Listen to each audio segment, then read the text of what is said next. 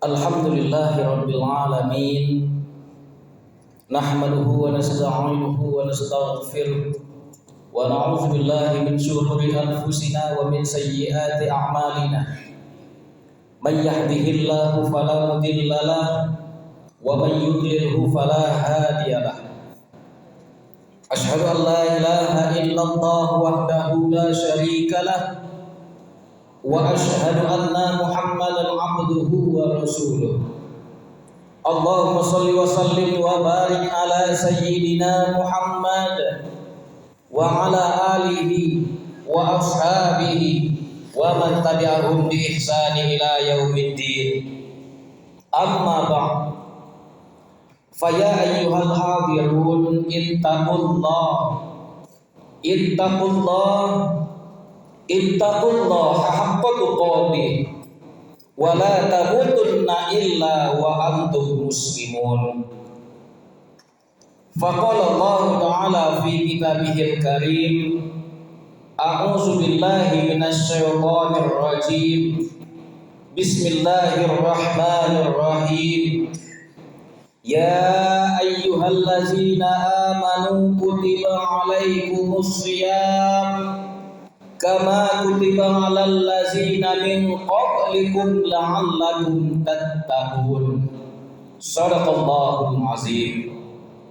Kaum muslimin sidang jamaah Jumat yang berbahagia, puji syukur kehadirat Allah Subhanahu wa taala, alhamdulillah. Hingga detik ini kita masih diberikan kesempatan oleh Allah Subhanahu wa taala menghirup udara segarnya Allah. Hingga detik ini kita masih bisa melangkahkan kaki, mengayunkan tangan, hadir di rumah yang sangat mulia ini untuk mendekatkan diri kita kepada Allah Subhanahu wa taala. Sholawat beserta salam tidak lupa juga kita kirimkan buat junjungan alam, yakni Nabi besar Muhammad sallallahu alaihi wasallam. Allahumma shalli ala sayyidina Muhammad wa ala alihi sayyidina Muhammad. Ma'asyiral muslimin, sidang jemaah Jumat yang berbahagia. Judul kita di siang hari yang berbahagia ini yaitu marhaban ya Ramadan. Sebelum kita jauh melangkah atas judul ini, khatib ingin menyampaikan wasiat takwa buat kita bersama, terkhususnya buat diri khatib sendiri. Mari sama-sama kita tingkatkan keimanan dan ketakwaan kita kepada Allah Subhanahu wa taala. Karena yakinlah sesungguhnya ketakwaan dan keimanan inilah yang akan kita bawa menghadap Allah Subhanahu wa taala kelak. Bukan harta yang hari ini kita kumpulkan, bukan jabatan yang hari ini kita dapatkan, namun ketakwaan, keimanan dan kedekatan dan rahmat Allah Subhanahu wa taala yang hari ini kita usahakanlah yang akan kita peroleh. Itulah yang kelak kita bawa menghadap Allah Subhanahu wa taala. Mudah-mudahan kita yang hadir di sini khususnya menjadi hamba yang bertakwa. Amin ya rabbal alamin. Kaum muslimin sedang jemaah Jumat yang berbahagia, boleh jadi maghrib ini atau mungkin maghrib akan datang, kita telah kedatangan tamu yang sangat mulia, tamu yang sangat agung, tamu yang sangat didamba-dambakan dan diimpi-impikan oleh umat Islam di seluruh dunia, yaitu kedatangan bulan suci Ramadan. Artinya hitungan jam lagi kita telah meninggalkan Sya'ban dan memasuki Ramadan. Dalam hal ini, persiapan apa yang kita persiapkan dalam menghadapi bulan suci Ramadan yang sangat mulia tersebut?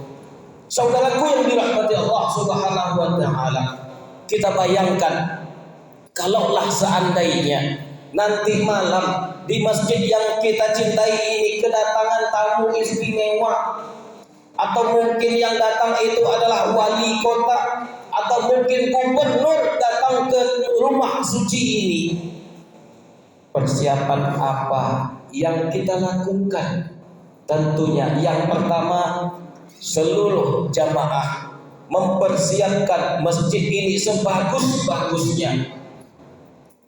Kita cat masjid kita, bergotong royong kita di masjid ini.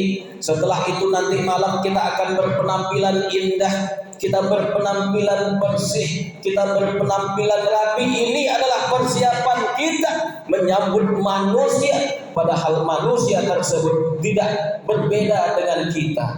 Sama-sama makhluknya Allah, sama-sama diciptakan oleh Allah. Namun hari ini kita bertanyakan diri kita, persiapan apa yang telah kita persiapkan untuk menyambut tamu yang sangat agung, tamu yang sangat mulia, yaitu bulan suci Ramadan. Di bulan Ramadan banyak sekali keistimewaan yang Allah persiapkan buat kita. Sekecil apapun pahala, Allah akan lipat gandakan pahala kita tersebut. Satu huruf Al-Quran yang kita bacakan, Allah akan lipat gandakan sampai 100 kali lipat dan lebih dari itu. Pintu ampunan Allah senantiasa terbuka buat kita, saudaraku yang dirahmati Allah Subhanahu wa ta'ala. Lalu persiapan apa yang kita persiapkan? Kalaulah hari ini kita merasa kita akan memasuki bulan suci Ramadan, namun kita tidak ada rasa senang, kita tidak ada rasa gembira sedikit pun menyambut bulan suci Ramadan, berarti kita akan menjadi orang yang celaka, saudaraku yang dirahmati Allah Subhanahu wa ta'ala. Kita tidak ada rasa gembira sedikit pun menyambut tamu yang mulia, menyambut bulan suci Ramadan. Kita tidak ada gairah sedikit pun, kita malah seperti biasa-biasa saja. Padahal jelas, man shoma ramadhana imanan wa ihtisaban ghufira lahu ma taqaddama min dhanbihi. Di hadis lain, man qoma ramadhana imanan wa ihtisaban ghufira lahu ma taqaddama min dhanbihi. Apa kata baginda Rasul sallallahu alaihi wasallam? Barang siapa yang menegakkan Ramadan, barang siapa yang mendirikan Ramadan, yang berpuasa di bulan Ramadan, Allah akan hapuskan dosanya yang lalu. Saudaraku yang dirahmati Allah Subhanahu wa ta'ala, setiap kita berdosa. Tidak ada satu manusia pun terlepas dari yang namanya dosa. Kullu bani Adam khata'un wa khairul khata'ina tawwabun. Setiap anak cucu Adam itu berdosa. Kita berdosa. Mungkin boleh jadi baru terbuka mata kita sudah berdosa. Pagi-pagi kita bangun, kita istighfar, kita lakukan zikir pagi, berangkat ke kantor, berangkat kerja, kita belum sampai 1 kilo lagi kita meninggalkan rumah, kita sudah berdosa. Mungkin dosa itu didatangkan oleh bibir kita, lisan kita, atau mungkin dosa tersebut didatangkan oleh mata kita atau pikiran kita dan lain sebagainya. Kita berdosa. Memohon kita kepada Allah Subhanahu wa ta'ala, bersenang-senang kita menyambut bulan suci Ramadan, gembira kita menyambut bulan suci Ramadan, maka Allah akan hapuskan dosa kita yang telah lalu. Wa khairil khata'ina tawwabun. Sebaik-baik orang yang berdosa adalah orang yang sadar kalau dia berdosa, orang yang senantiasa minta ampun kepada Allah Subhanahu wa ta'ala. Saudaraku yang dimuliakan Allah Subhanahu wa ta'ala, lalu kita lihat apa persiapan yang harus kita persiapkan dalam menyambut bulan suci Ramadan. Banyak sekali persiapan yang harus kita siapkan, namun yang sangat-sangat urgent itu sedikit sekali yang bisa kita laksanakan. Namun perbuatan yang sedikit itu, perbuatan yang kecil itu mengandung pahala yang besar dari Allah Subhanahu wa ta'ala. Apa dia? Yang pertama yaitu persiapkan fisik dan mental kita dalam rangka melaksanakan ibadah badaniyah tersebut. Puasa adalah ibadah badaniyah, menginginkan kita untuk sehat. Kita harus bugar, kita harus prima dalam menjalankan puasa tersebut. Kita jagalah fisik kita jaga kondisi keadaan kita hari ini, supaya ketika memasuki bulan suci Ramadan kita sudah dalam keadaan sehat. Ini yang pertama. Yang kedua yaitu membersihkan hati dari segala penyakit hati. Saudaraku yang dirahmati Allah Subhanahu wa ta'ala, Banyak sekali di antara kita kalau sakit gigi, sakit kepala, sakit kaki, kita sibuk datang ke dokter. Sakit jantung, kita datang ke dokter. Sakit ginjal, kita datang ke dokter. Namun coba kita perhatikan saudaraku yang dirahmati Allah Subhanahu wa taala, jarang sekali di antara kita yang tahu, yang mengerti dan yang sadar bahwasanya di dalam tubuh kita ada satu penyakit yang tidak bisa diobati oleh dokter manapun, yaitu sakit hati atau sakit rohani. Saudaraku yang dimuliakan Allah Subhanahu wa taala, kalau sudah sakit rohani ini obatnya hanya kita yang bisa. Obatnya adalah kita bermohon kepada Allah Subhanahu wa taala. Apa dia sakit rohani itu? Bisa jadi sombong, bisa jadi riya, bisa jadi takabur kita kepada Allah Subhanahu wa taala. Yang paling sering dihadapi oleh umat manusia adalah kesombongan. Saudaraku yang dirahmati Allah Subhanahu wa taala, manusia itu punya sifat yang namanya sifat manusiawi. Salah satu sifat manusiawi itu adalah menganggap diri kita lebih daripada orang lain. Inilah celakanya kita. Kalau seandainya kita merasa besar daripada orang lain, kita merasa lebih daripada orang lain, kita merasa lebih dan lebih daripada orang lain, inilah akan mengantarkan kita menjadi iblis yang sebenarnya.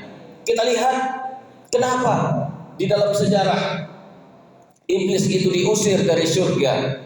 Padahal iblis adalah manusia, adalah makhluk yang taat kepada Allah Subhanahu wa taala.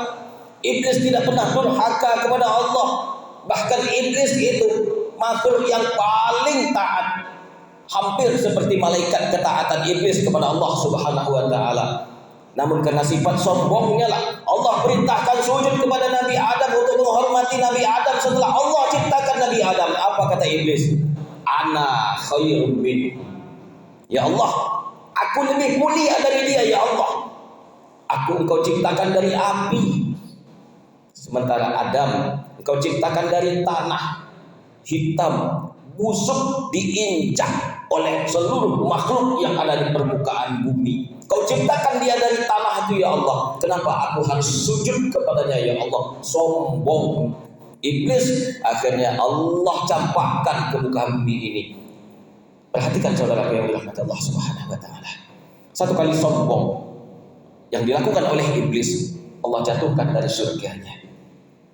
Padahal jelas iblis adalah makhluk yang taat kepada Allah Subhanahu wa taala. Namun karena sombong tadi, Allah jatuhkan dia dari surga, Allah campakkan dia ke muka bumi ini. Lalu bagaimana kita? Apakah kita sudah menjadi manusia yang taat kepada Allah Subhanahu wa taala atau mungkin belum? Apakah kita sudah menjadi manusia yang tunduk kepada Allah, yang takut kepada Allah Subhanahu wa taala, yang hanya berserah kepada Allah ataupun belum? Mungkin kita tidak 100% seperti itu, namun ada sifat sombong. Tidak mau lagi minta ampun kepada Allah, tidak mau lagi menggerakkan lisan kita untuk beristighfar kepada Allah Subhanahu wa taala. Lalu apa yang harus kita banggakan saat di hadapan Allah Subhanahu wa taala? Coba kita bayangkan saudaraku yang dirahmati Allah Subhanahu wa taala. Apa yang kita banggakan untuk menghadap Allah kelak? Intinya tidak ada. Tidak ada yang bisa kita banggakan menghadap Allah Subhanahu wa taala kalau sifat sombong ini ada di dalam diri kita. Kita memiliki harta kekayaan, padahal harta itu adalah titipan sombong kita. Tidak ubah kita seperti iblis. Kita memiliki jabatan kecil, jabatan sedikit, sombong kita. Padahal jabatan itu adalah titipan dari Allah Subhanahu wa taala. Artinya tidak ada ubahnya kita seperti iblis. Kita tidak lebih istimewa daripada iblis kalau kita punya sifat sombong. Untuk itu kita bersihkanlah diri kita sebelum kita kedatangan tamu yang mulia itu, tamu yang sangat agung itu. Ini yang kedua. Yang ketiga yang harus kita persiapkan, yaitu memperbaiki hubungan kita antar sesama manusia.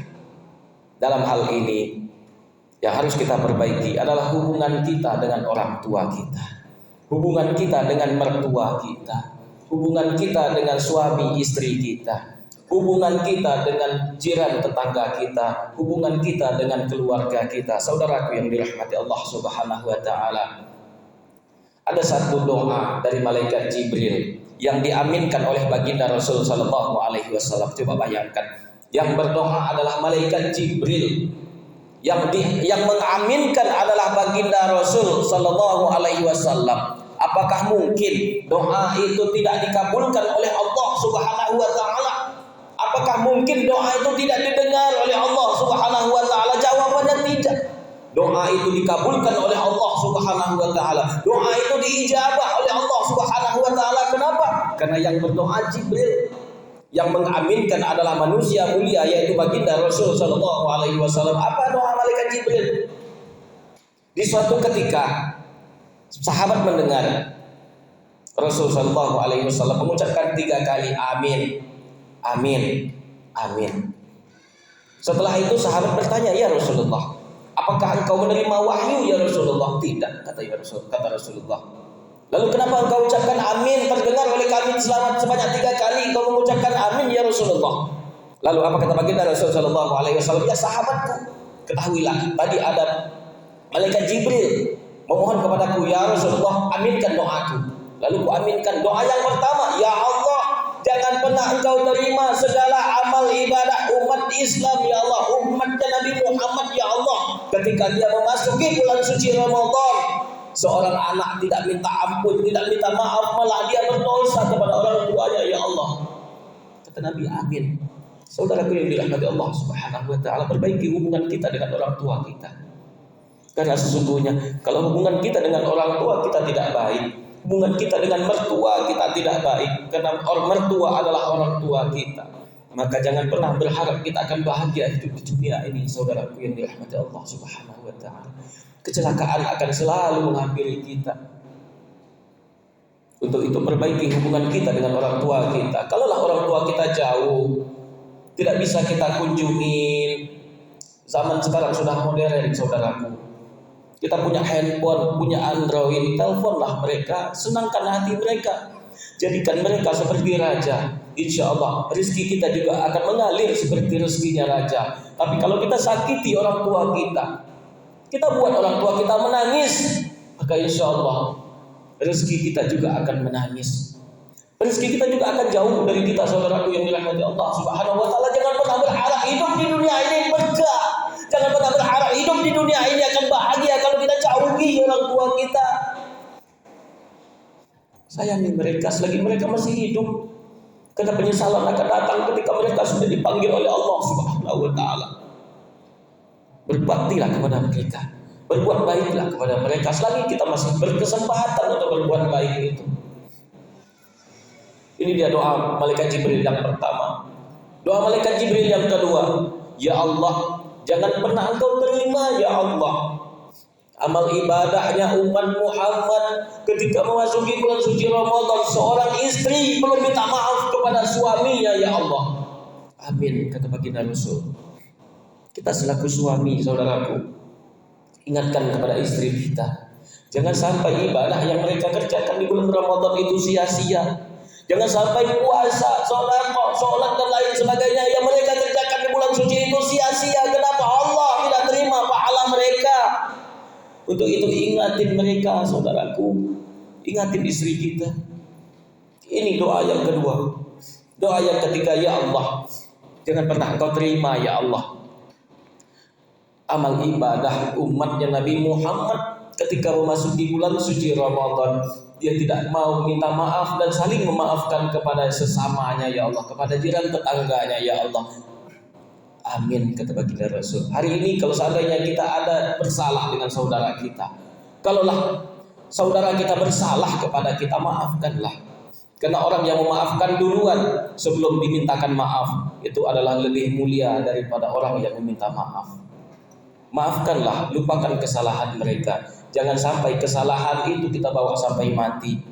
Karena dosa kita kepada Allah, hanya Allah yang bisa mengampuni dengan istighfar dan dengan taubat kita. Namun dosa kita, hubungan kita sesama manusia, Allah tidak akan bisa ampuni sebelum kita meminta maaf kepada saudara kita tersebut. Saudaraku yang dimuliakan Allah Subhanahu wa taala, inilah persiapan yang harus kita siapkan dalam menyambut bulan suci Ramadan.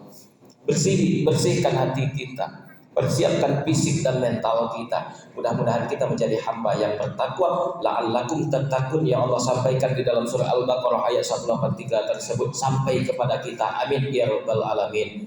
Fa'tabiru ya ulil absar la'allakum tuflihun.